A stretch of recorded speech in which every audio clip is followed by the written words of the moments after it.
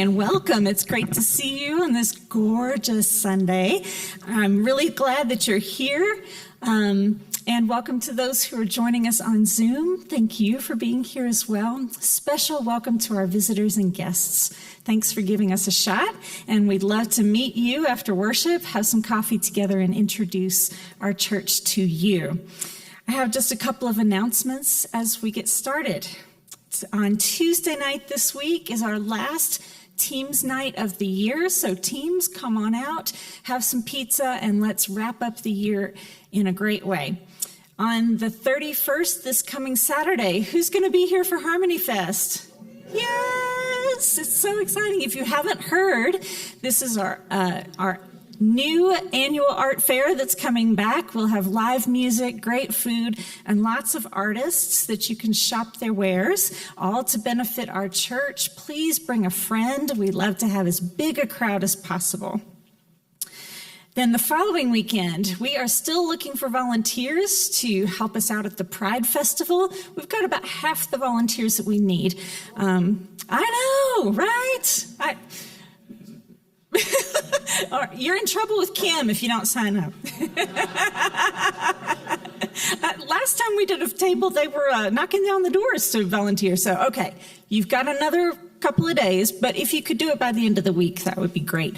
We have a sign-up list there's a little QR code that you can do at the welcome table, or you can look in this week's Torch newsletter for that sign-up link. Next week, June 1st, will be our new member ceremony, our bridging ceremony for our high school seniors, our flower communion. It's the everything worship service to end the church year. We invite you to bring a long-stemmed flower for sharing. If you've been to flower communion before, then you know. You can bring it from your yard, you can get it from the florist, from the grocery store, it doesn't matter. And we'll have some extras in case you forget. So, and then after church next Sunday, we'll have our potluck out here on the grounds. So please bring a dish for sharing. And then we're into Pride Week for real.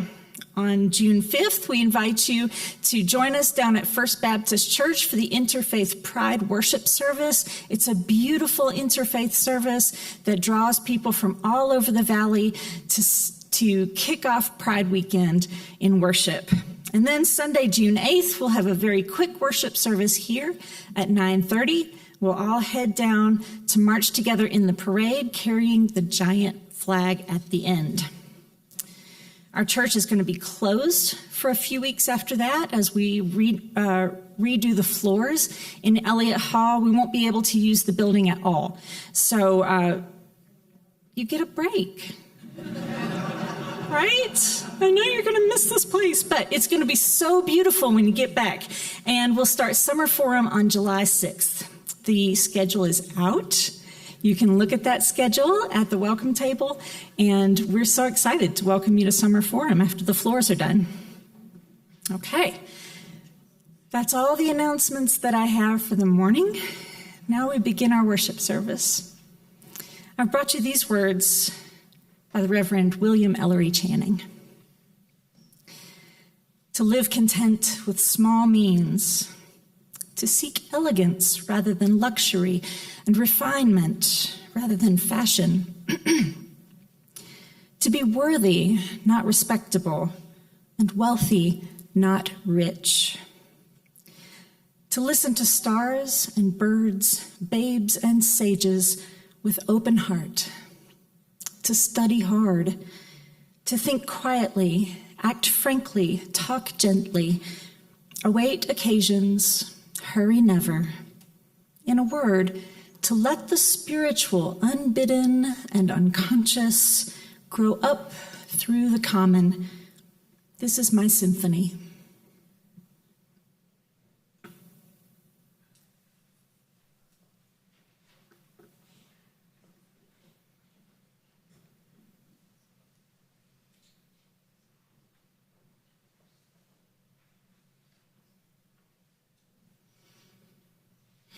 I love the way that the chalice lighting words and lighting the chalice itself just sort of calms me, brings me into the moment of worship. I hope it does the same for you.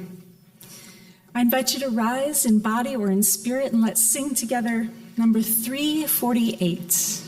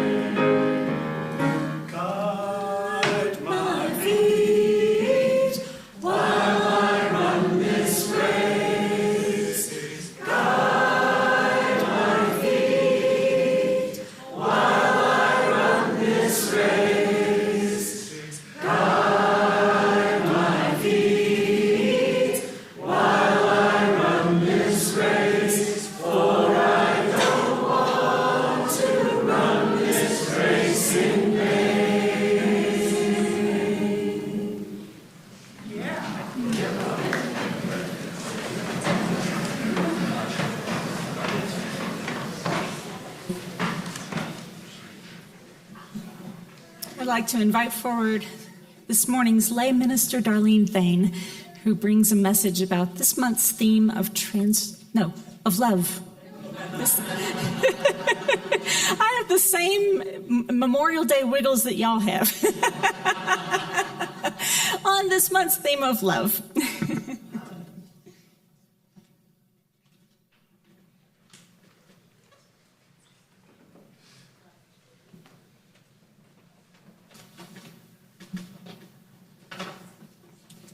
Good morning. Good morning. My friends, I have an announcement to make. I have fallen in love this year with 4 very beautiful humans. Their names are Jay Sylvan, Melinda Pettingill-Patterson, Henry Whiteside, and Brandon Checketts. They have been my partners in crime as the mentor of and lay ministers for the UU Church for this past year. And I have come to love them as beautiful, talented, and caring individuals who have worked together to become something more than any of us could have become on our own. It reminds me of the story told in The Little Prince, a French novella which I adored as a young woman. It's a sort of coming-of-age story about the main character, the little prince, who comes to Earth from a distant planet.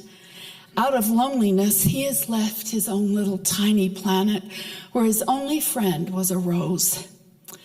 He meets a fox who becomes a mentor figure on his journey, who points out the important things the prince has learned and helps him clear his thoughts. Let me quote the part where the little prince is speaking to the new roses he encounters, and then the fox. "You're not at all like my rose. You're nothing at all yet," he told them. "No one has tamed you." Oh gosh, separating pages, okay. "No one has tamed you. You're the way my fox was. He was just a fox, like 100,000 others. But I've made him my friend, and now he's the only fox in the world.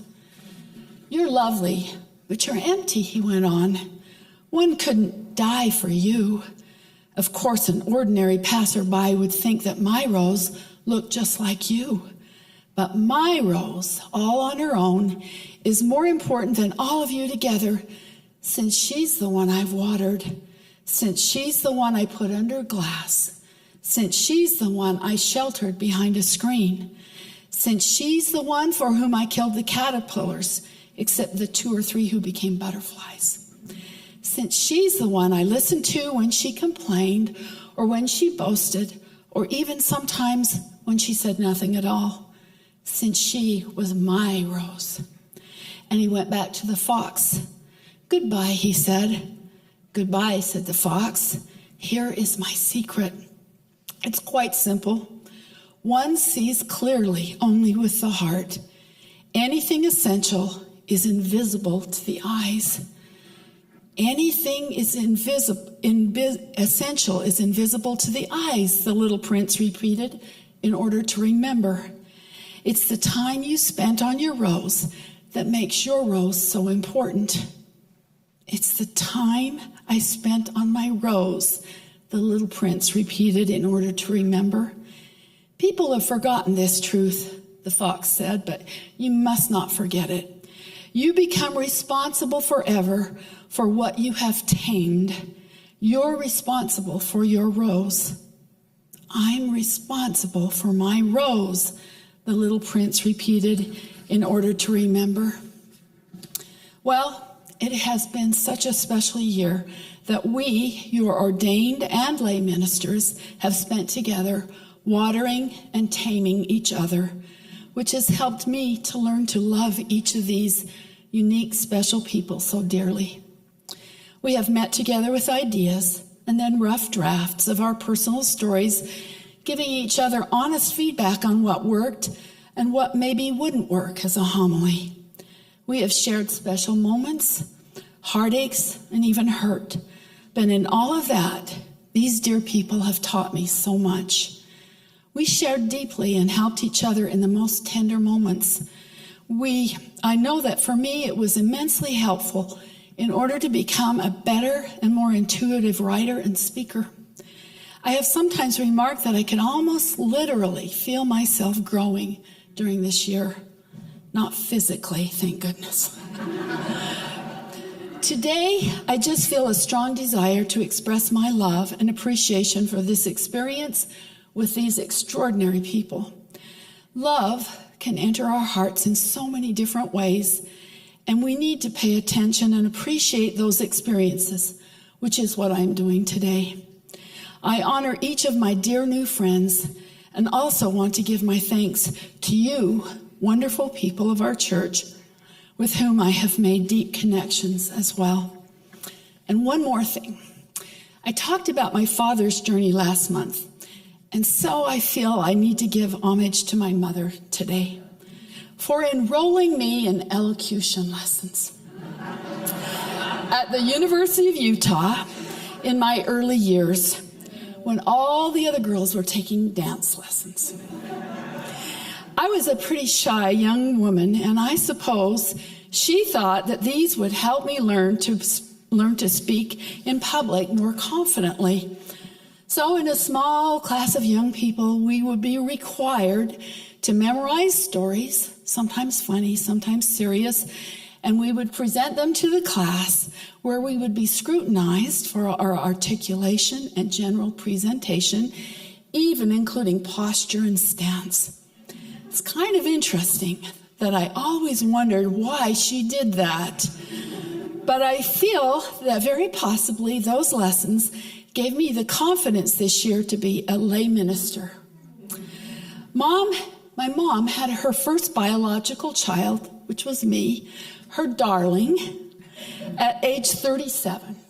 And she proceeded to give birth every 2 years, as she promised the hospital she would do, to 2 more daughters and 1 son, the last one at age 43.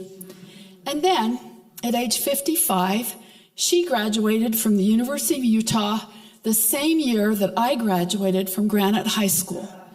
So we had a photo taken of the 2 of us together in our caps and gowns, which was so special. Thanks, Mom, and thanks to my dear new friends in the lay ministry, and thank you members, for helping me to stretch and become more than I thought I ever could. It's been a most phenomenal experience getting to know you and letting you into my life in a very personal way.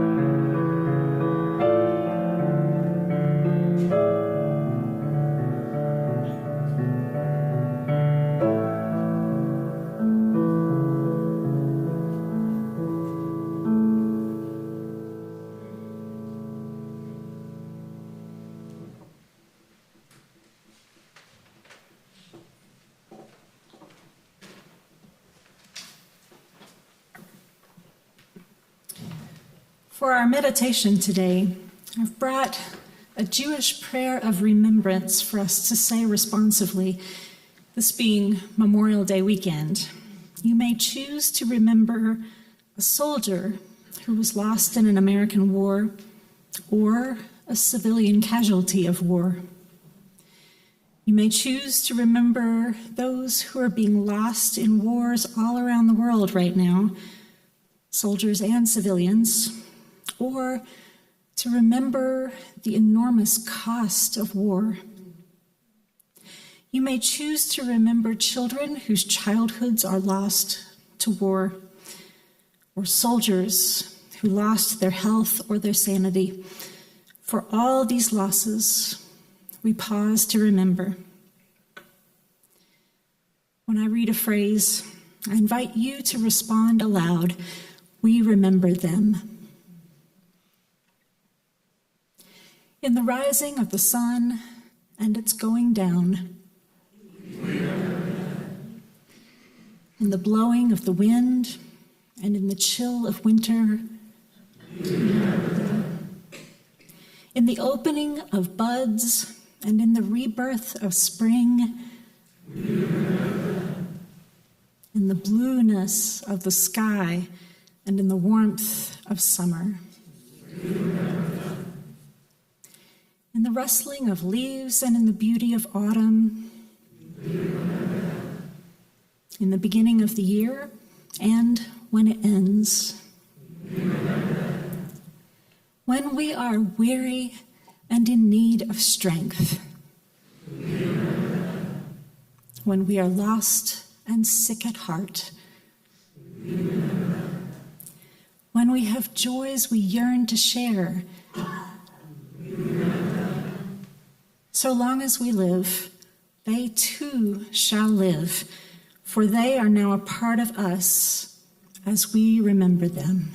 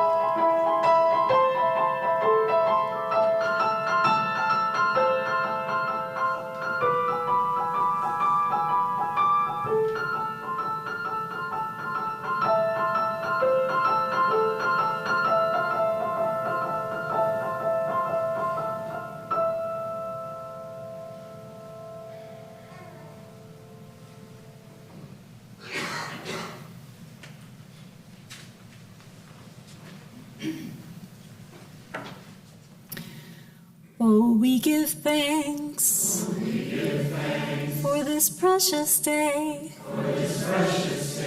for all gathered here, and those far away, for this time we share, with love and care. Oh, we give thanks, for this precious day. It's the beginning of summer, and there's a lot to be grateful for. Even in hard times, we are together, and we have each other to be grateful for, which is why we have this time during our worship when we pause for gratitude and generosity. We'll accept our weekly offering right now as the baskets come around. We encourage you to give as generously as you're able, or you can use the QR code on the card in the seat back in front of you. And also take this time to express your gratitude to those around you.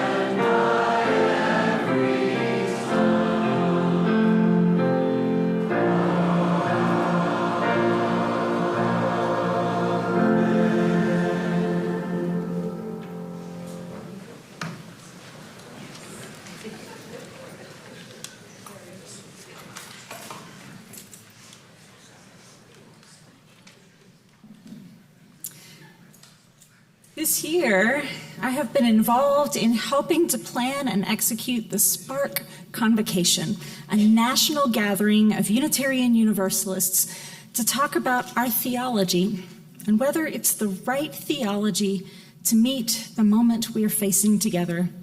It was an amazing project.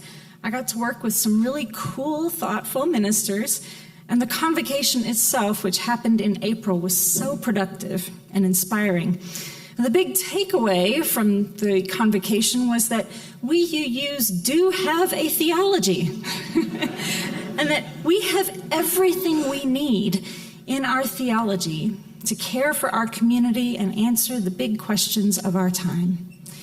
This is so important because we are facing a historic moment in our world, and we need answers to this moment to be not fast, easy answers that come from memes or sound bites, but answers that grow out of the shared richness of our community, beliefs that are tested here among us and proven to be faithful. I'll talk a little more about this later on, but for now, we have something to celebrate. Today, May 25th, is the 200th anniversary of the American Unitarian Association. Yeah, right?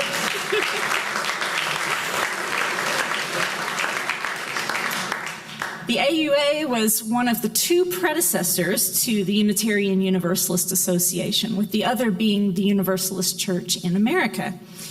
Now, the birth of the American Unitarian Association was a result of our religious ancestors discerning that their theology was the right one for their moment. The theology they held 200 years ago is the foundation of our current theology, though it may look pretty different on the surface from what we hold to be true now. In May of 1825, the people who were beginning to identify as Unitarians were Christians, Congregationalists to be specific, and most of them lived in New England. And they had some radical new ideas about what it meant to be a Christian and follow Jesus.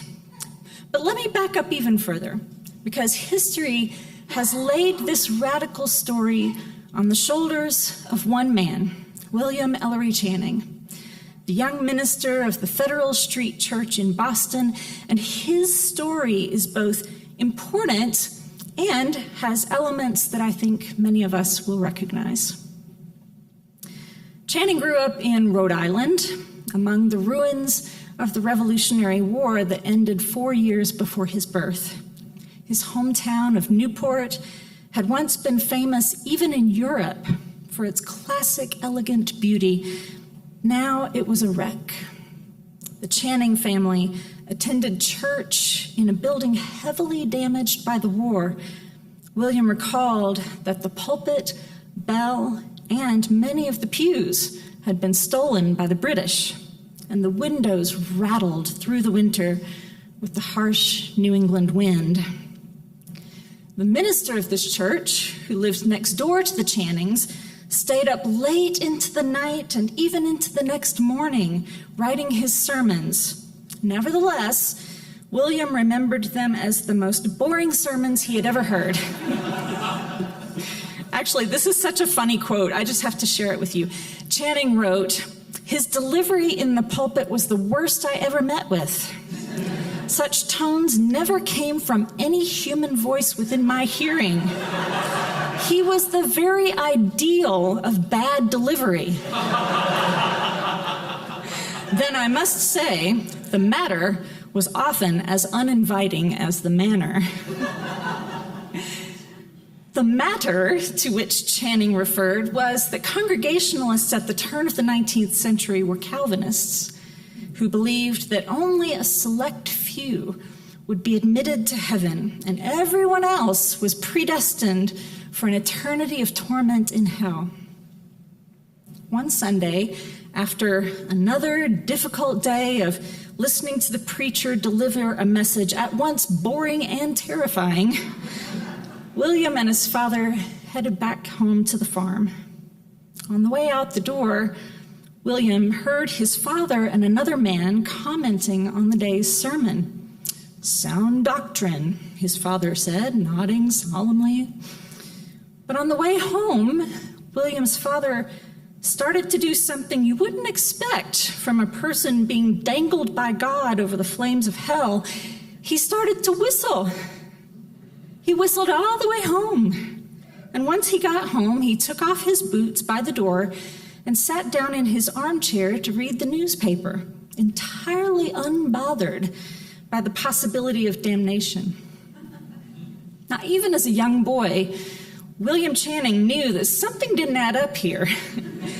If hell was truly waiting for the majority of humans, why weren't people constantly running around in a panic?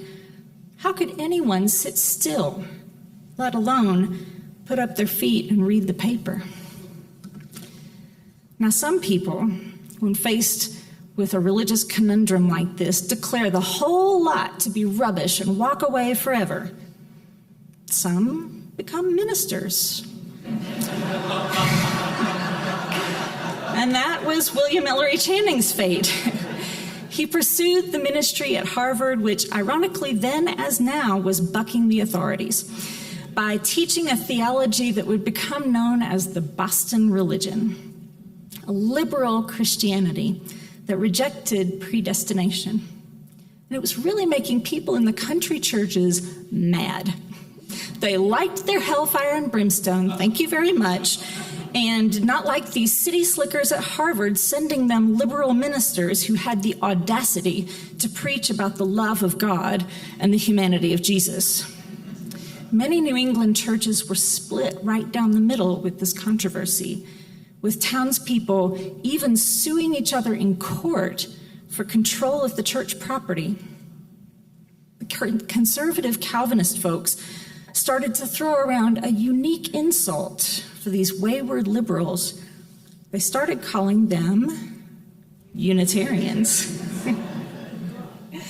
Now, before I go too much farther, I want to point out that there are some other parallels between those days and the days we're living in now, beyond just Harvard being the liberal homewrecker of conservatism in the U.S. The American Revolution had been followed by the French Revolution, which was interpreted in the States, even by liberals, as deeply unsettling. Channing entered Harvard in 1794 and recalled later in life that to the students and faculty, the French Revolution signaled that the old foundations of social order, loyalty, tradition, habit, reverence for antiquity were everywhere shaken, if not subverted. The authority of the past was gone. Harvard was worried about populism spreading to the United States. Another parallel is the main way that ideas were shared among Americans in this period was through pamphlets. Pamphlets were like the Twitter of post-revolutionary America. Everyone was writing and distributing these short bursts of ideas and then writing more to answer the other ones. And the pamphlet culture of New England is where we first start to see this word Unitarian pop up. The ideas of the English Unitarians were crossing the pond and gaining traction. Crazy ideas like that Jesus did not perform actual miracles and that the doctrine of the Trinity wasn't in the Bible. Channing found himself caught up in this tweet battle on the side of the liberal Christians. And so he was invited to preach the sermon at the ordination of Jared Sparks, a fresh new minister who would be serving a congregation in Baltimore. The city was the site of a recent dust-up in which a Unitarian minister from Boston had preached a sermon that had people threatening to break his windows and stone him through the streets. Yes, really. But the liberal Christians in Baltimore loved it, and they set about building a Unitarian church, which is still standing, the first church built exclusively for Unitarians in the United States. It was here that Channing preached his most famous sermon, Unitarian Christianity, in which he refuted the idea that Unitarian was an insult. Instead, he claimed it and laid out the principles of this new Christian path. The first was that the Bible is a book written for men in the language of men, and that its meaning is to be sought in the same manner as other books, that is, through the use of reason. Say what we may, Channing argued, God has given us a rational nature and will call us to account for it. He even went so far as to say that if religion be the shipwreck of understanding, we cannot keep too far from it. Channing's second point was that we believe in the doctrine of God's unity, or that there is only one God, and one God only. He explicitly objected to the doctrine of the Trinity, arguing that the earliest Christians were not Trinitarians, and that it didn't make sense for Jesus to have both a divine and a human personality in one body. Now, as controversial as those two ideas were in their time, Channing was just getting started. His third point was to profess the moral perfection of God, which doesn't sound controversial, even for the 19th century. But Channing's argument here was that the Calvinists' perception of God was cruel, jealous, and vindictive, characteristics which are supposed to be bad in humans. Why would humans be expected to be good if God was so bad? Unitarians proclaimed that God was, in Channing's words, infinitely good, kind, benevolent, good in disposition as well as act, good not to a few, but to all.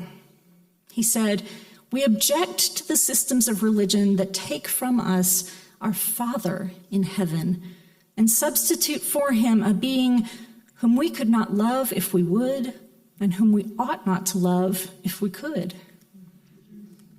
Channing went further, saying that worshiping a bad God made people bad. He said that Jesus had not come to redeem sin through bloodshed, but by example.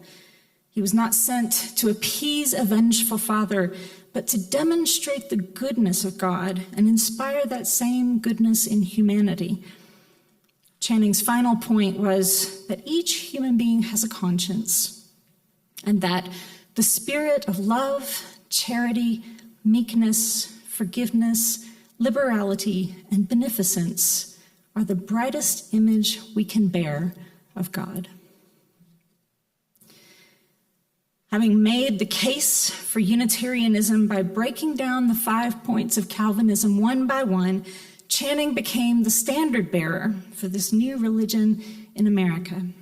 6 years later, on May 25th, 1825, he would be instrumental in the formation of the American Unitarian Association, which we celebrate today. Now, most of us today in Unitarian Universalism are not Christians, and yet most of those theological arguments that Channing set out in his groundbreaking sermon still hold true for us. Bad ideas about God make people behave badly and also make them miserable. We are endowed with reason, and we hold each other accountable for its use. But most of all, religion done right shows up in people as a character of love and liberality, by which is meant not liberal politics, but freedom for self and others, living and letting others live. At the Spark Convocation in April, these same theological tenets were affirmed by the speakers and participants, recognizing that there are threads that bind us to our religious ancestors like William Ellery Channing and still give us hope. We too are facing rising populism and violence that shake the hard-won pillars of government. We too must resist the results of bad theology and belief in cruel gods. And we too must decide what our faith calls us to do when the old foundations of social order and the authority of the past are gone.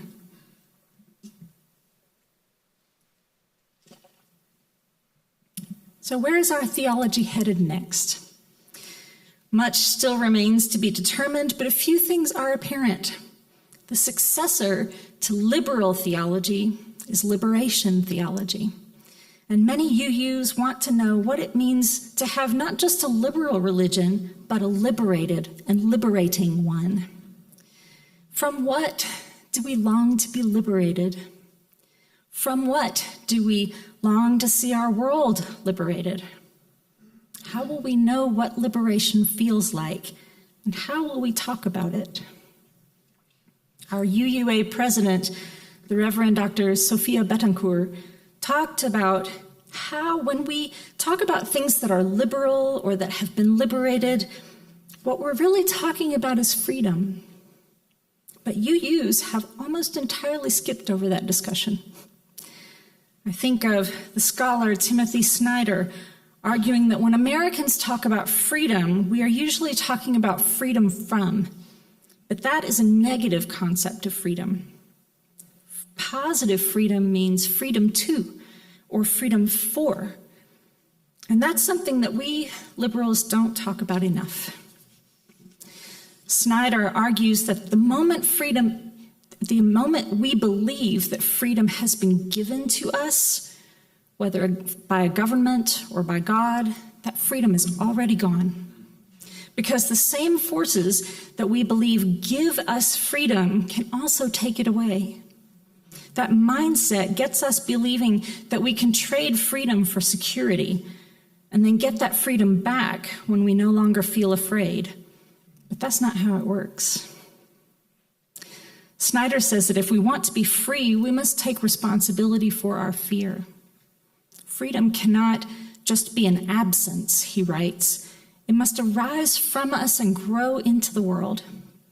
And that starts with adopting a stance of solidarity. The idea that freedom is for everyone, or else it is for no one. At this year's General Assembly coming up in just a few weeks, the delegates will be invited to consider an action of immediate witness that calls on all UUs to declare and reaffirm that all people have inherent worth and inalienable rights. Understanding this connection between the goodness of all things and the solidarity that brings real freedom is what it means to be a Unitarian Universalist right now, as we go forward into the next 200 years of our faith and beyond. Amen. Let's close by singing again. I invite you to rise. Let's sing together number 131.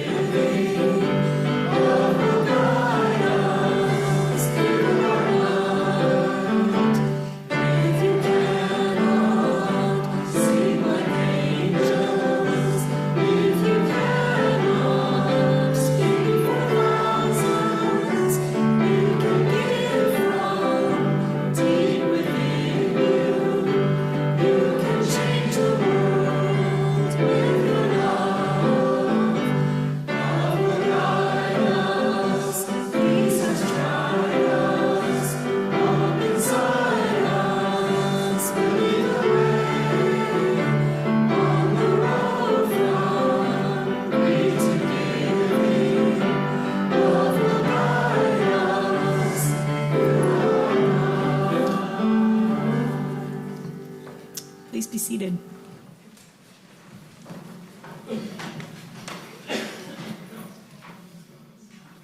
Our closing words this morning are from that action of immediate witness which the delegates will be voting on at General Assembly. Let us not be bystanders to injustice.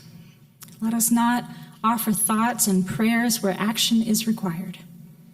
Let us not forget that history is watching, and so are the generations to come. Let us remember that the arc of history bends toward justice, but only when we bend it. We are Unitarian Universalists. We side with love. We act in faith. We choose justice, and we will not be moved.